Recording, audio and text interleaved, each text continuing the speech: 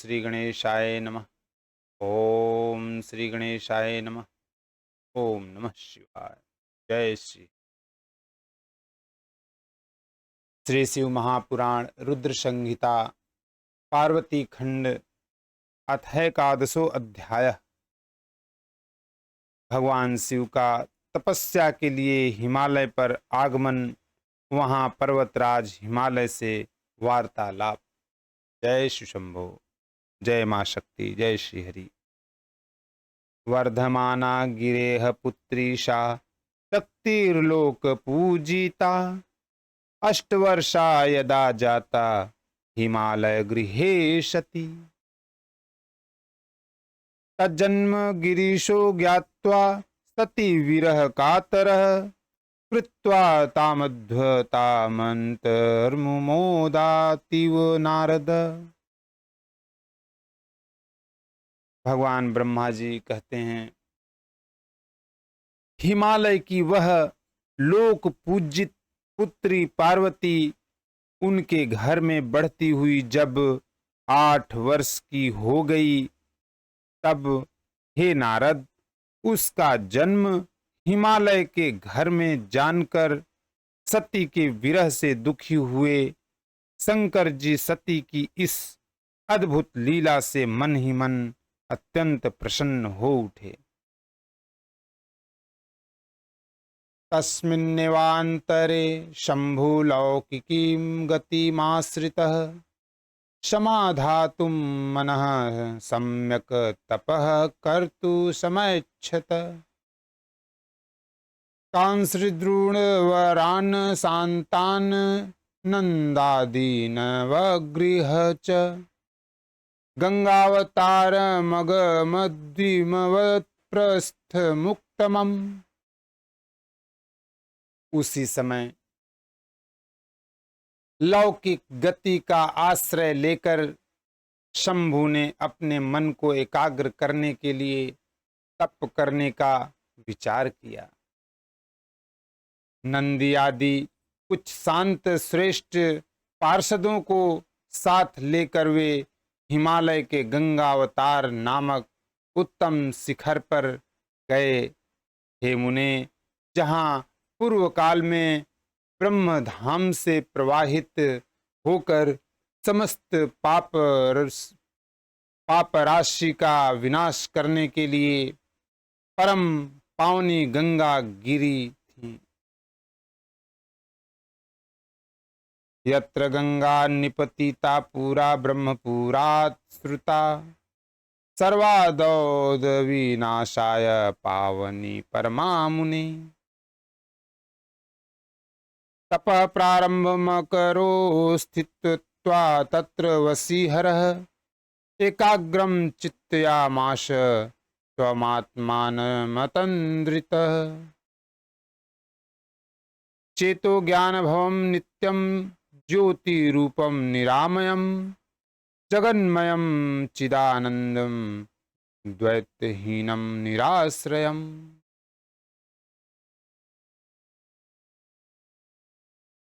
जितेंद्रिय हर ने वही रहकर तपस्या आरंभ की।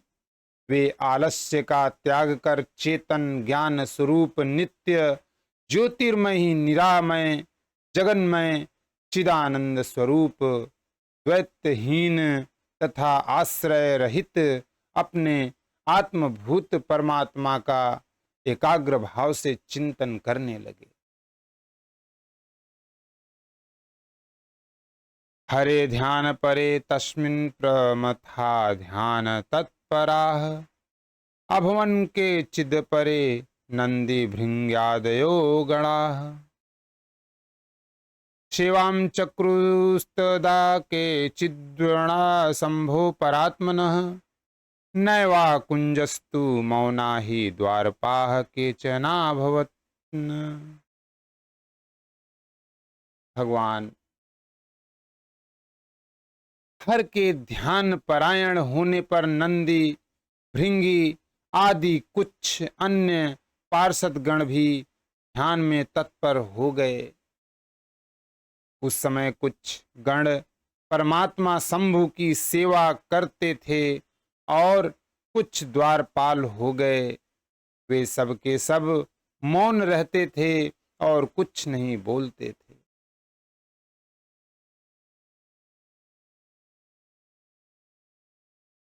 एतस्मिन् तन्तरे तत्र जगाम हिमभूधरः शङ्करस्यौषधिप्रस्थे श्रुत्वागमनमादरात् प्रणनाम प्रभुं रुद्रं सगणो भूधरेश्वरः क्षमानचर च सुप्रीतस्तुष्टाव सकृतांचलि। इसी समय गिरिराज हिमालय उस औषधि शिखर पर भगवान शंकर का आगमन सुनकर आदर पूर्वक वहां गए। अपने गणों सहित गिरिराज ने प्रभु रुद्र को प्रणाम किया, उनकी पूजा की और अत्यंत प्रसन्न हो हाथ जोड़कर वे शिव जी की स्तुति करने लगे। देव देव महादेव कपर्दिन शंकर प्रभु त्वयैव लोकनाथेन पालितं भुवनत्रयम्। नमस्ते देव देवेश योगी रूप धराय च निर्गुणाय नमस्तुभ्यं सगुणाय विहारिणे। पर्वतराज हिमालय बोलते हैं, हे देव देव, हे महादेव, हे कपर्दिन, हे प्रभु, हे शंकर, आप लोकनाथ ने ही तीनों लोकों का पालन किया है। योगी रूप धारण करने वाले हे देव देवेश, आपको नमस्कार है। निर्गुण सगुण तथा विहार करने वाले आपको नमस्कार है। कैलासवासिने शंभो सर्वलोकाटगनाय च नमस्ते परमेशाय लीलाकाराय शूलिने। परिपूर्ण गुणाधान विकार रहिताय ते नमो अनिहाय विहाय धीराय परमात्मने। हे शंभो, आप कैलाशवासी सभी लोकों में विचरण करने वाले, लीला करने वाले त्रिशूलधारी परमेश्वर को मैं नमस्कार करती हूँ। सभी प्रकार से परिपूर्ण गुणों के आकर विकार रहित, सर्वथा इच्छा रहित होते हुए भी इच्छा वाले तथा धैर्यवान आप परमात्मा को मेरा नमस्कार है। अबहिर्भेग कराय जन वत्सल ते नमः त्रिगुणाधीश मायेश ब्रह्मणे परमात्मने। विष्णु ब्रह्मादि सेव्याय विष्णु ब्रह्मा स्वरूप पीड़े विष्णु ब्रह्मोक दात्रे ते भक्त प्रिय नमोस्तुते। हे जनवत्सल, हे त्रिगुणाधीश, हे मायापते, बाहरी भोगों को ग्रहण न करने वाले आप पर ब्रह्म परमात्मा को मैं नमस्कार करता हूँ। हे भक्त प्रिय, आप ब्रह्मा विष्णु आदि के द्वारा सेव्य ब्रह्मा विष्णु स्वरूप तथा विष्णु ब्रह्मा को सुख प्रदान करने वाले हैं, आपको मेरा नमस्कार है। तपोरत तपः स्थान सुतप फलदायिने तपः प्रियाय शांताय नमस्ते ब्रह्मरूपिणे। व्यवहार करायव लोकाचार करायते सगुणाय परेशाय तुत परमात्मने। लीला तब महेशाना वेदा, साधु सुख प्रदा। भक्ताधीन स्वरूपो असि, भक्तवत्स्यो ही कर्म कृत।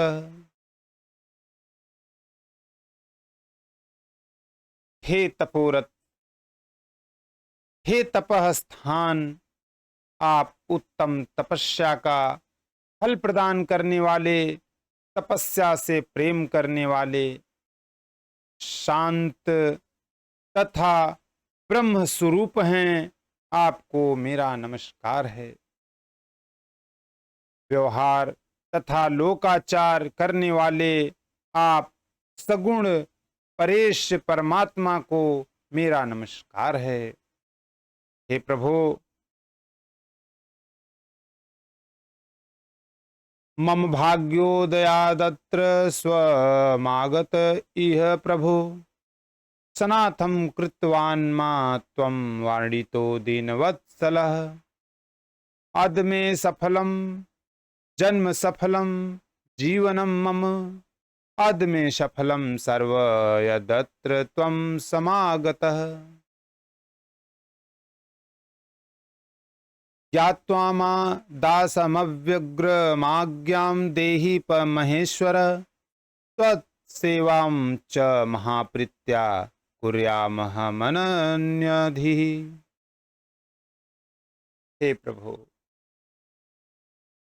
मेरे भाग्य के उदय होने से ही आप यहाँ आए हैं। आपने मुझे सनात कर दिया, इसीलिए आप दीन वत्सल कहे गए हैं। आज मेरा जन्म सफल हो गया, मेरा जीवन सफल हो गया। आज मेरा सब कुछ सफल हो गया जो आप यहाँ पधारे हैं। हे महेश्वर, मुझे अपना दास समझकर निसंकोच आज्ञा दीजिए। मैं अनन्य बुद्धि होकर बड़े प्रेम से आपकी सेवा करूंगा। इत्याकण्ड्य वचस्तस्य गिरीशस्य महेश्वरः। किंचिदुन्मील्य नेत्रे च ददर्श संगणं गिरिम्। सगणं तथा दृष्ट्वा गिरिराजं वृषध्वजः। उवाच ध्यानयोगस्थ स्मयन् विव जगत्प्रतिः। श्री ब्रह्मा जी कहते हैं, हे नारद, गिरिराज का यह वचन सुनकर महेश्वर ने थोड़ी सी आंखें खोलकर सेवकों सहित हिमालय को देखा। सेवकों सहित गिरिराज को उपस्थित देखकर ध्यान योग में स्थित हुए जगदीश्वर वृषभध्वज मुस्कुराते हुए कहने लगे, तव पृष्ठे तपस्तस्तुम रहस्य महमागतः। यथा न को अपि निकटम समायातु तथा कुरु। त्वं महात्मा तपोधाम मुनीनां च सदाश्रयः। देवानां राक्षसानां च परेशां च महात्मनाम्। भोलेनाथ कहते हैं, हे शैलराज, मैं आपके शिखर पर एकांत में तपस्या करने के लिए आया हूं। आप ऐसा प्रबंध कीजिए जिससे कोई भी मेरे निकट न आ सके। आप महात्मा तपस्या के धाम तथा मुनियों, देवताओं, राक्षसों और अन्य महात्माओं को सदा आश्रय देने वाले हैं। सदा वासो द्विजादीनां गंगापूतश्च नित्यदा।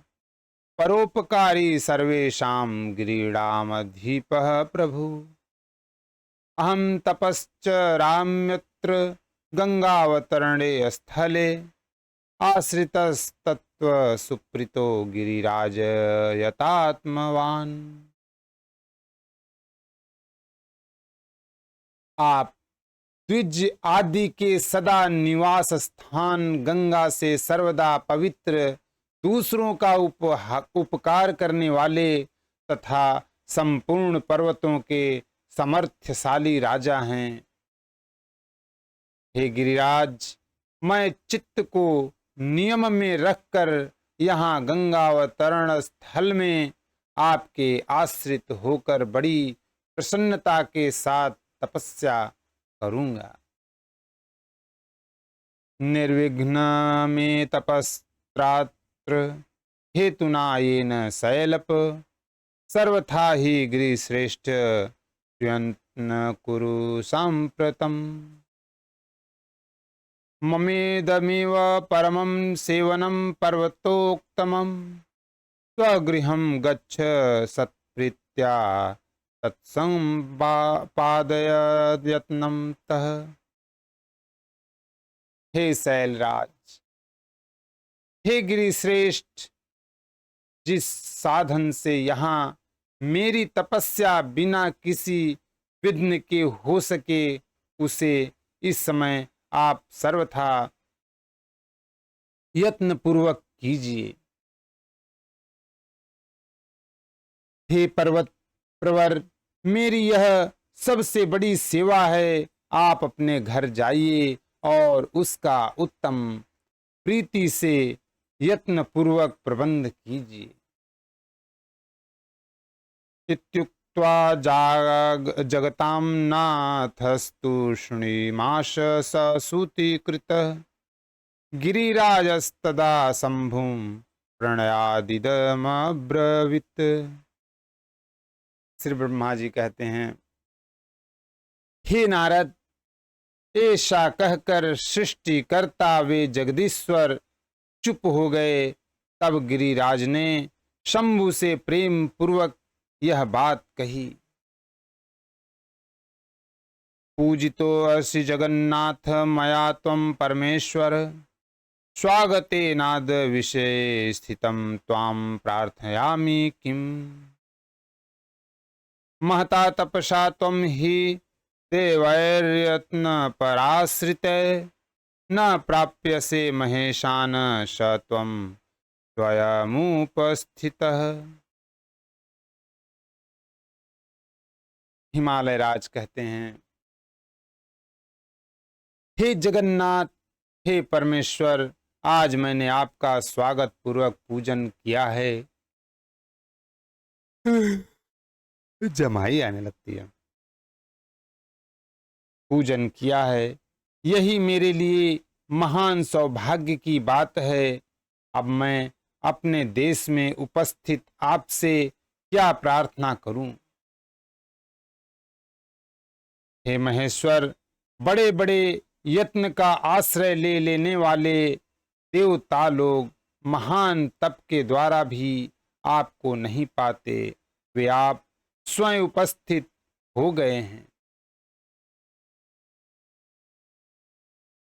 मक्तो अप्यन्यतमो नास्ति न मक्तो अन्योस्मि त्रिपुण्यवान्, भवानीति च मत्पृष्ठे तपसे समुपस्थितः। देवेन्द्रादधिकं मन्ये स्वात्मानं परमेश्वर, सगणेन त्वयागत्य कृतो अनुग्रह भागहम्। निर्विघ्नं कुरु देवेश स्वतन्त्रः परमं तपः, करिष्ये अहं तथा सेवां दासो अहं ते सदा प्रभो। मुझसे बढ़कर कोई सौभाग्यशाली नहीं है और मुझसे बढ़कर कोई पुण्यात्मा नहीं।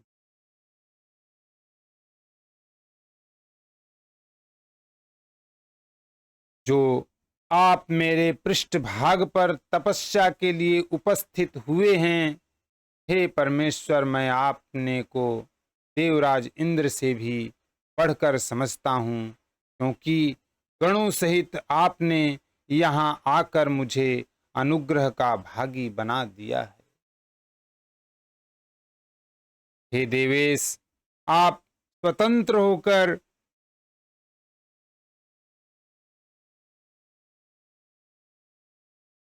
हे देवेश, आप स्वतंत्र होकर बिना किसी विघ्न के उत्तम तपस्या कीजिए। हे प्रभु, मैं आपका दास हूँ, अतः सदा आपकी सेवा करूँगा। इत्युक्त्वा गिरिराजो असौ स्वं वेश्म द्रुतमागतः वृत्तान्तं त समाचष्टो प्रियाय च समादुरात् नियमानान् परिवारान् स्वगणानपि नारद समाहूयाखिलानं शैलपतिः प्रोवाच तत्वतः। भगवान ब्रह्मा जी कहते हैं, हे नारद, ऐसा कहकर वे गिरिराज तुरंत अपने घर आ गए और उन्होंने अपनी प्रिया को बड़े आदर से वह सारा वृत्तांत सुनाया। तत्पश्चात शैलराज साथ जाने वाले परिजनों को तथा अपने समस्त गणों को बुलाकर उनसे भली भांति कहने लगे। अद प्रभृति नो यातु को अपि गंगावतारणम मच्छासनेन मत्प्रस्थम सत्यमे तद्ब्रवीम्यहम् गमिष्यति जनः कश्चित् तत्र चेत्त्वं महाखलं दंडयिष्ये विशेषेण सत्यमे तन्मयोदितम्।